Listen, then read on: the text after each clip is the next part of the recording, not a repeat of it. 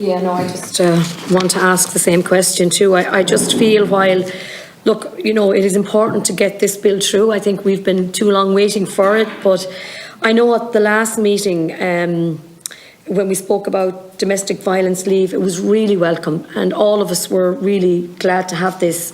But it was spoke about, I remember the department saying that would be reviewed after 2 years. That was part of what she had said at the last meeting. I just feel myself that if there's any way that we could and should, I think, look at the 10 days. While I do welcome the 5 days within a year, I too would have concerns that it is too small. And I'm just wondering, is there anything that we can look at there to see what we can do? It's important, as I said, that we get this bill right now. And I just would also have to ask the question about the 10 days a year instead of 5. Thank you. And who is the Minister talking to about this? What is deemed to be a standard rate of pay? Is there thinking around that? I'm not aware of what the standard would be.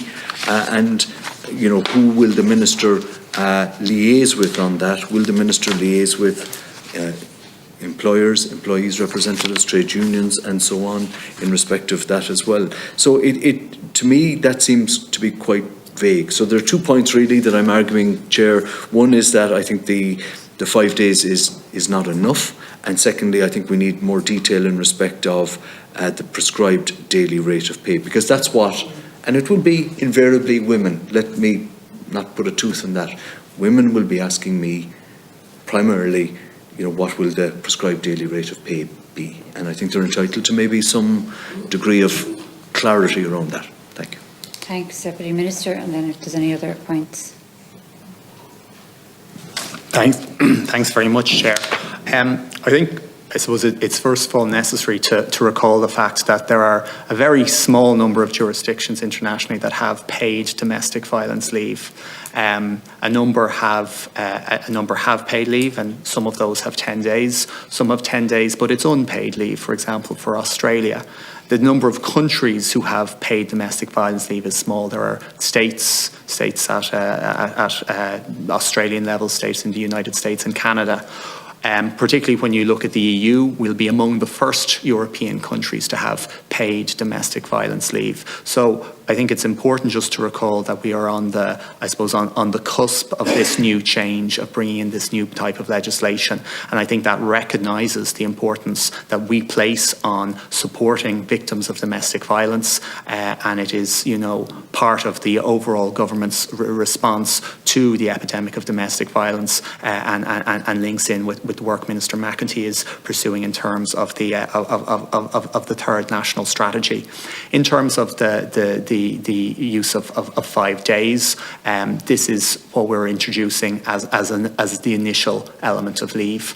We've designed a review clause in the legislation, that the legislation will be reviewed after 2 years. It will review on a number of grounds, and those will be enumerated in the review clause. But in particular, it will review as terms of, would it be appropriate to extend it further at that stage? And that will allow an analysis for the first 2 years. It will allow us to look at the uptake. It will allow us to see, has the uptake been significant or not? Are there other barriers to the uptake? You know, we've looked at plenty of pieces of legislation here in this committee where we've looked at reviews, and do you let it go on for a long time in order to give it a chance to kind of see any kinks in the legislation, or do you do it quickly? And I think the 2 year appropriate period is appropriate there to give it some time to work through, and then to